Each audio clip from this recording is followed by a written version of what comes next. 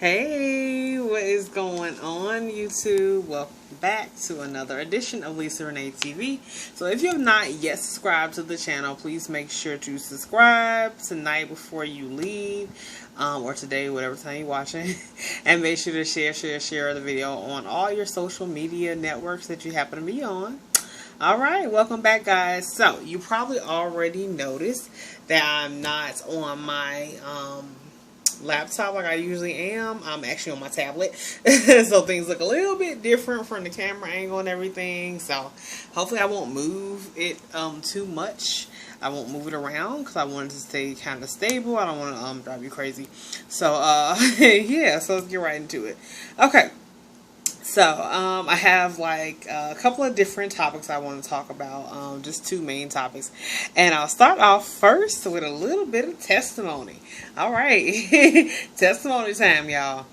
Okay, so the good news is I have a new job. Yes, I am so thrilled. Thank you, Jesus. I'm so happy. Yes, I was laid off from my other job because they were closing down. So they were closing down, and so they had a big layoff. And so I guess I've been kind of scrambling about for the past few weeks, past month or so, trying to figure out, what I was going to do. And, like all my buddies in my job, we were just all kind of doing the same thing, and we were trying to figure out what we're going to do. And of course, everybody's doing the dreaded job search, right? And you're trying to get your resume together and trying to look around and see, how you're going to transition and, what's the next steps. So, my job, they were nice enough to actually have staffing agencies to come out to the job, and they had a resource room like at my job where we can come in and use computers, and it had all kind of little nifty information there that you can pick up, about unemployment, if you needed unemployment. And they actually had unemployment come out to and talk to us, so they had like all kind of resources, so that was cool. So they had like a job fair. The HR department held a job fair. So I went to the job fair, and I had, went around the table, and I talked to each staffing agency, and one of them in particular I felt like a connection with, because I got a chance to tell them about who I was and my different skill sets, and it was really awesome. So I left them with a resume, cover letter, and yeah, everything went well. And so they told me to email one of the recruiters. So I emailed the recruiter my cover letter, resume, and just kind of introduced who I was, like maybe a couple days later. And so last Sunday, I'm in church, right? And it was me and my mom. So she was off work, and she got a chance to come to church that Sunday. Okay, so we're sitting in church, and the pastor was preaching. He preached a good sermon. And then he also was like a prophet. But it was so funny because before he started like prophesying or talking to anybody, I just had this inkling. Like I had this feeling. I was like, I bet he a prophet. I think he might be. Well, we'll see.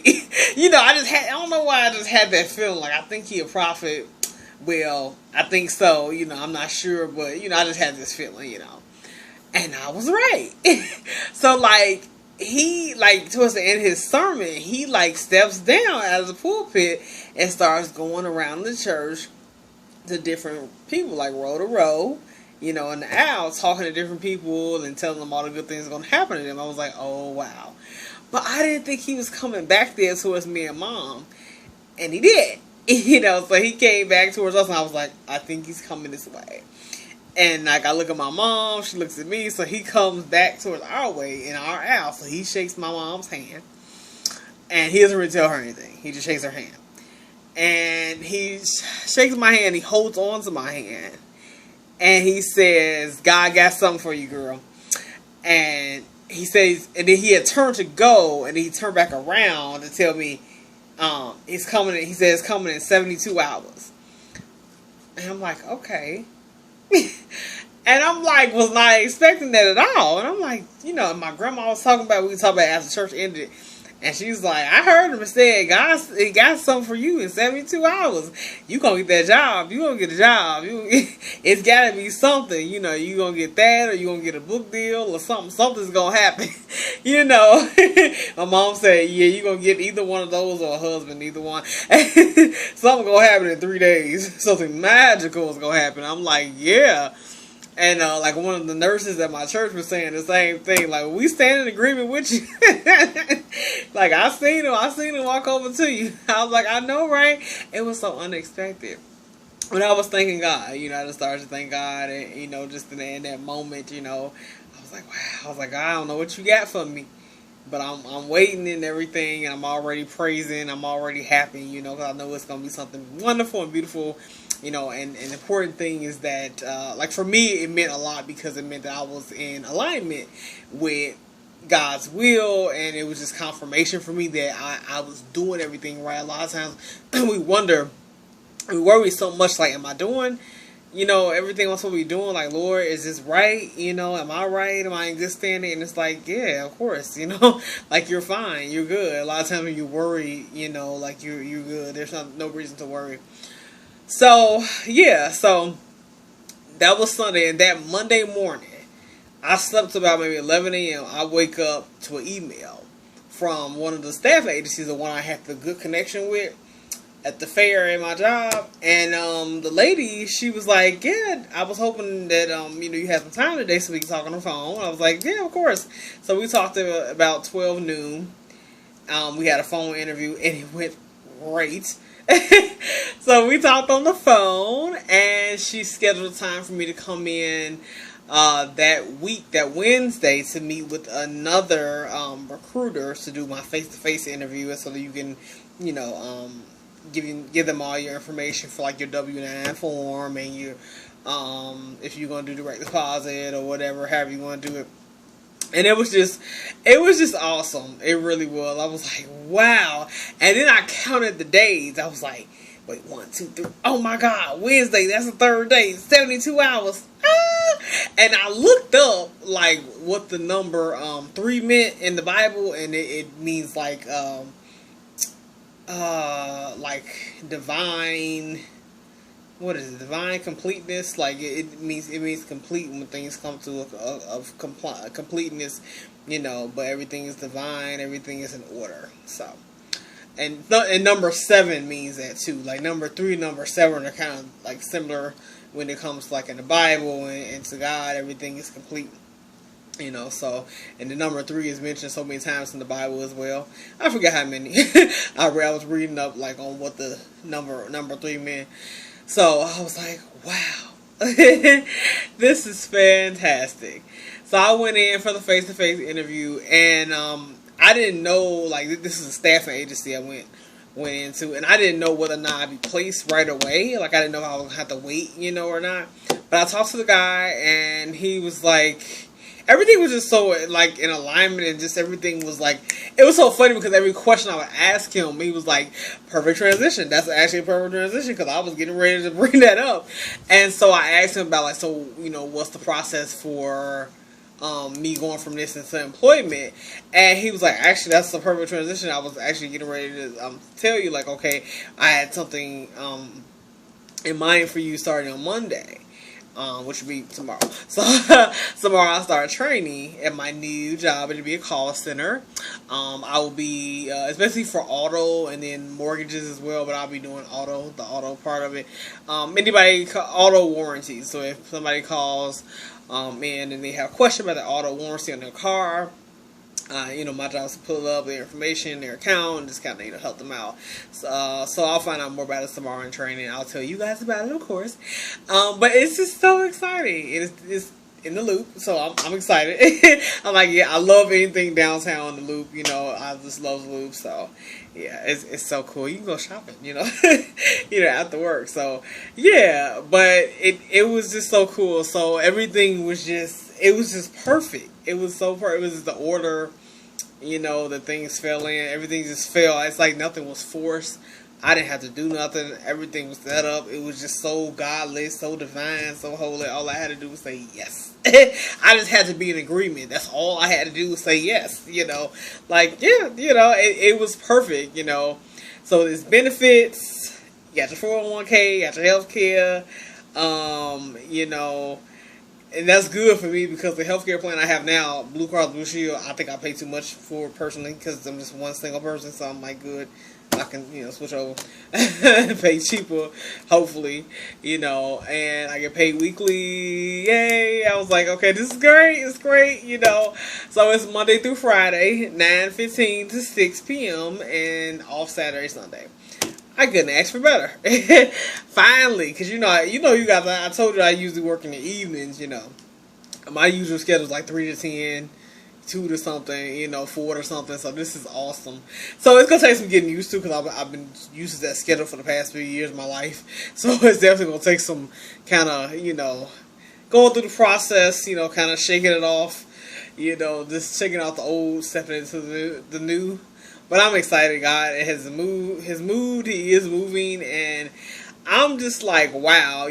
Just watching how he just lifted me up and just took it step by step, and how he placed me, and it's just beautiful. It's wonder why God, how he works. Just so perfectly, and nothing is forced. You don't have to do anything. You don't have to sacrifice anything. You don't have to. You don't have to sell yourself out or sell yourself short. It's a divine order. It's just like, wow, all you got to do is be in alignment with his plan for your life, and you just watch it magically, watch the gates just open, and you just step on through. It's like a red carpet is laid out for you. It's like, we've been waiting for you. Come on in, I'm like, wow, I feel so welcome there. Like, I love the staffing agency too. Like, they're so awesome. So, yeah, they were just really sweet. But anyway, that's my testimony. So, hallelujah. Yeah, I'm happy. But yeah, so I look forward to telling you guys more about how things are going with me with training and how it is going to be for me when I start working. Okay, so let's get to topic number 2 tonight. Okay, so I don't know if you guys have heard this in the news, but it's been going around on social media, like on different websites, and it's just been crazy. Miss Teacher Bay, aka Patrice Brown, that's her real name. Let's respectfully call her by her real name, Miss Patrice Brown. This teacher in Atlanta, she teaches 9-year-olds, so they're probably in 4th grade. In Atlanta, and she's a teacher's aide, and she has become well known on the internet concerning her hot curvy body. Apparently, she got in trouble for having a picture posted of her wearing a skin tight, like a bodycon type dress. It was a peach dress. I thought it was pretty. It was covered. She was covered up like from neck to like right below the knee. But it just was, it was figure hugging. And a lot of people were kind of moaning and groaning about that. How they didn't think the dress was appropriate for the classroom. So it's been a big debate over this woman's body, which I find disgusting. I'm like, are we arguing over how somebody look? Like something they can't really control. I mean, her curves come from half genetics, half, dedication to the gym.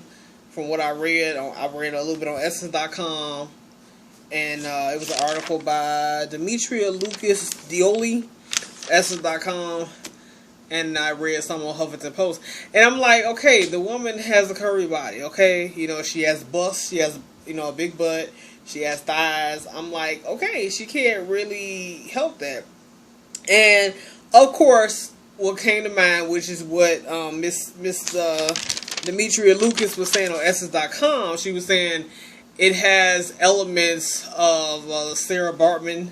I mentioned Sarah Bartman in all my other videos that I've done on modesty and, how I think it's unfair for women, especially black women, our bodies, and women who are curvy or has a little unfair some of the rules of society that they try to lay on us, the crap that we go through. Yeah, but you do sense that all in there. It's like she's this spectacle. She's kind of plastered all over the media like some freak show, and we all point, and laugh at her, all point and talk about her, and everybody's like, she's subject to everybody's idea and opinion and everybody's viewpoint and what they feel about what she should be doing with her body and how she should be dressing. And she's apparently a good teacher.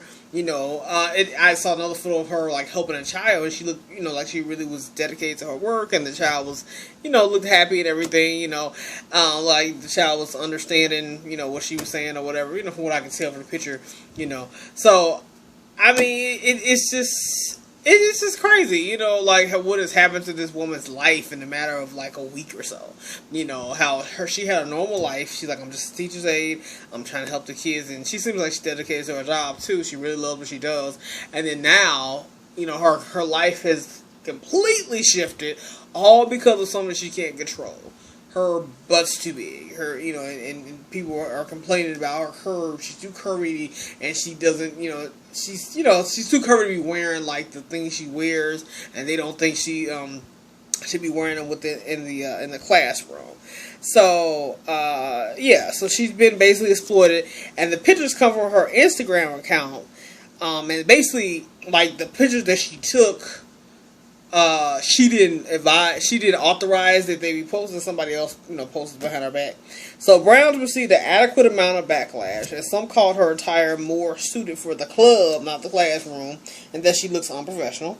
Others question her competency as a teacher, saying that she spends more time posing than teaching. And the Atlanta Public School District issued a statement that Brown was given guidance on her attire so that it's in line with APS guidelines. The photos posted of her were not even recent. Someone posted older pics of her without her knowledge. So, I don't know. I just think that, I guess the fact that the school had to, it was kind of like a public, statement that they had to make about what we doing to deal with her and her body and everything. Oh, don't worry, we giving her guidance on her attire. I think that was tacky, and the fact that it's embarrassing. I know this woman is like she didn't even she declined to do an interview with Essence. She didn't want to do an interview. I don't blame her. I wouldn't want to talk to anybody either, because you want to talk to me about my body, how I'm shaped, what I'm dressing. This is none of your business. Why are you attacking me? I'm trying to do my job. I'm trying to live my life. I'm not a stripper. I'm not, I'm not anybody's video girl. I'm not anything like that. I'm just a woman who's a teacher. I'm dedicated to helping children, and I just happen to have a banging body. I just happen to look good doing it. Some of y'all wish you looked that good doing, your job is basically what she, basically what it is, what she probably thinking in her mind, and that's what it is, because that's what it seemed like. It's just jealousy is what I think it is. I'm like, you wish you looked this good doing your job, honey, okay? Why you hating on me? I'm like, what is it with that? And then some of the women, I feel like, they should support her more. We supposed to be a sisterhood here. You should support her a lot more, and they had some side-by-side photos of her and like two skinny white women, and they were saying, like, wearing the same dress, and they were like, so if she was white and smaller, you're like, would it be an issue? And, I'll answer that. I'll give you my opinion on it. I'm going to say no. I'm definitely going to say no, because, has it ever been, for them? Or even if she was a black woman, if she was skinnier, like, would it be an issue? Probably not, I'm guessing. I think, like, one guy on the Huffington Post website who was just giving a comment, he was saying it's really not the outfit, because she's covered from head to top. I'll post the links to the website below, but it's not even the outfit. It's really the body that's the problem. Everybody, it's the body. The body bothers people. People don't like, she got the small waist and the big butt, and her breasts are big, and she got thighs. And I think that body type, like the hourglass figures and pear-shaped figures, make people uncomfortable. They just do, for whatever reason. So people don't like, and then especially if it's on a black woman, it tends to make people uncomfortable. So I, for one, am tired of people policing black women's bodies, telling them what they should be doing with it, what they need to be covered with, and whatever. And I read, and my friend actually talked about that today on her Facebook page. That was one of her statuses. There was a little conversation stirred up about it, and one of the girls was commenting about she was curvy herself, and she was saying, about wearing certain pieces like a blazer or something to kind of detract attention, and she was saying like she feels sometimes she kind of gets upset because she feel like she can't wear other things that skinnier women wear, but you know. And another woman was saying something similar to her on Huffington Post about you need to wear something just to get a bigger size and move on. And I don't like that because I feel like, why are you allowing someone to control you? Why are you allowing what society says about you to rule your life? I mean, why are you even doing that? And they're saying, well, no, it's not like that. It's not about that. It's not about being ashamed of your curves. It's about just knowing what's appropriate to wear in certain environments. I understand that. Yes, you should dress a certain way in certain environments. I understand totally. You know, but you know, the thing with attracting attention, I mean, there are just certain body types where it doesn't matter what you wear. You know, you can wear a long winter coat, or you can wear black pants opposed to color pants. You can wear a blazer and it's still going to show, you know. So there's no need in you trying to, you know, maybe if I cover this stuff, I do this, you know, it's not going to do anything. Sometimes your detraction will actually be an attraction. Okay, you know what I'm saying? Like, you would try to wear a piece on top or wear something. I'm gonna try to attract attention, and that just bring more. You know, like, and I've seen women like try to do stuff. I've tried to, you know, do stuff to attract attention, and like it just, you know, guys are still looking at you. You know, yeah, because I mean, it doesn't have anything to do with you. Someone looking at you, or you know, in a sexual manner or in a lustful manner, that has nothing to do with you. I wish women would stop blaming themselves for what men do and for what other people feel about them and how they look. Stop blaming yourself for that. It's not, you're not responsible for other people's thoughts of you and their reactions to your body. You know, stop thinking you're responsible. You're not. That's on them. You know, let that be on them. If a guy is, you know, if he walks out, and I think a lady on my friend's Facebook page said this, if he has, you know, booty on the brain, if he's thinking that anyway, then that's, I mean, okay, so if he see a butt or whatever, he's gonna look. It don't matter whether the butt is covered in, you know, it don't matter if it's booty shorts, you know, it don't matter whether it's you know, leggings, yoga pants, or it could be a long trench coat. It could be a long winter coat. It could be a pair of slacks with a blazer. It doesn't matter what you're doing. You know, and men like can see anywhere they know it doesn't even matter. So your little cute attraction doesn't always work. So yeah, I'd say give it a rest. That's all I'm saying. Give it a rest, ladies. Like, stop trying so hard with the whole, I'm trying to keep from, you know, just do you, be you, because it's hard enough trying to be yourself and do what you gotta do, and you worry about trying to please everybody and what they think and trying to keep from looking a certain kind of way. Who cares? You know, you know, and leave the poor woman alone. You know, you know, like, I hope they leave the poor woman alone. You know, but anyway. So I'm going to leave you with this one Bible verse that actually refers to modesty. I've read it before, but I do want to reiterate it, and that will be it.